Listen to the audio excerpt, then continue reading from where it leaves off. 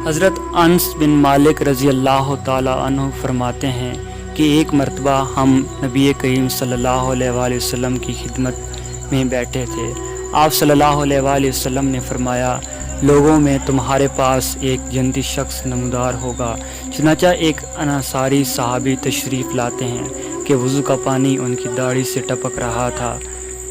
اور انہوں نے اپنے جوتے بائیں ہاتھ میں اٹھا رکھے تھے۔ دوسرے دن بھی آپ صلی اللہ علیہ وآلہ وسلم نے یہ بات کہی اور پھر وہی صحابی نمودار ہوئے اور آج پہلے کی طرح جوتے ان کے ہاتھ میں تھے۔ تیسرے دن بھی آپ صلی اللہ علیہ وآلہ وسلم نے وہی بات دہرائی۔ اس دن بھی وہی اسی حالت میں نمودار ہوئے، یعنی ان کی داڑھی سے وضو کا پانی ٹپک رہا تھا اور انہوں نے جوتے بائیں ہاتھ میں اٹھا رکھے تھے۔ جب نبی کریم صلی اللہ علیہ وآلہ وسلم اٹھ کر چل دیے تو عبداللہ بن عمرو رضی اللہ تعالی عنہ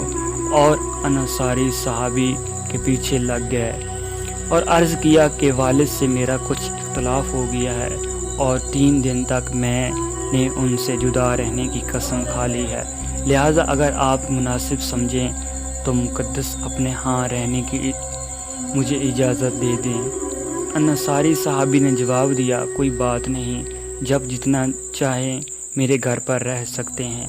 عبداللہ بن عمرو رضی اللہ تعالی عنہ کا بیان ہے کہ میں نے 3 راتیں ان کے ہاں گزاری، لیکن دیکھا کہ رات پر وہ کوئی عبادت تک نہیں کرتے،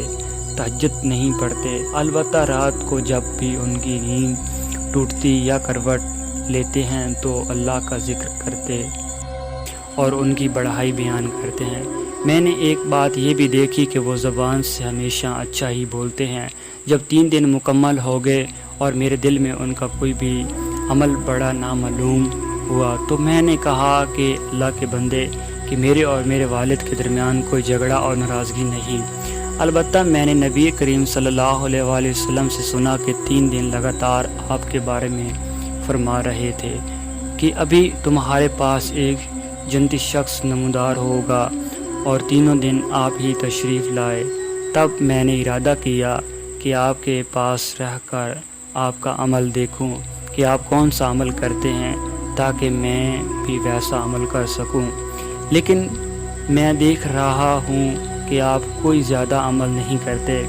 پھر کیا وجہ ہے کہ اس مقام تک پہنچے ہیں؟ اس کی بنیاد پر اللہ کے رسول صلی اللہ علیہ وسلم نے یہ بات کہی ہے۔ انہوں نے کہا، بس میرا عمل صرف اتنا ہے جو تم نے دیکھا۔ اور پھر جب میں وہاں سے واپسی کے لیے مڑا کہ انہوں نے پیچھے سے آواز دے کر بلایا اور فرمایا، اول تو وہی ہے جو تم نے دیکھ لیا تھا، ایک بات ضرور ہے کہ میرے دل میں نہ تو کسی مسلمان کے لیے دھوکے کا جذبہ ہے اور نہ ہی اللہ تعالیٰ کی بھلائی اور نعمت پر ہے، اور نہ حسد کرتا ہوں اور نہ ہی کسی کو دھوکہ دیتا ہوں۔ عبداللہ بن عمرو رضی اللہ تعالی عنہ نے کہا کہ بس یہ چیز ہے جو آپ کو اس مقام تک لائی ہے، اور یعنی وہ عادت سے جس کو اپنانے میں ہم میں طاقت نہیں۔ میرے محترم عزیز دوستوں، بعض مرتبہ صرف ایک اچھی عادت انسان کو باقی لوگوں سے منفرد اللہ کے دربار میں اس کا مقام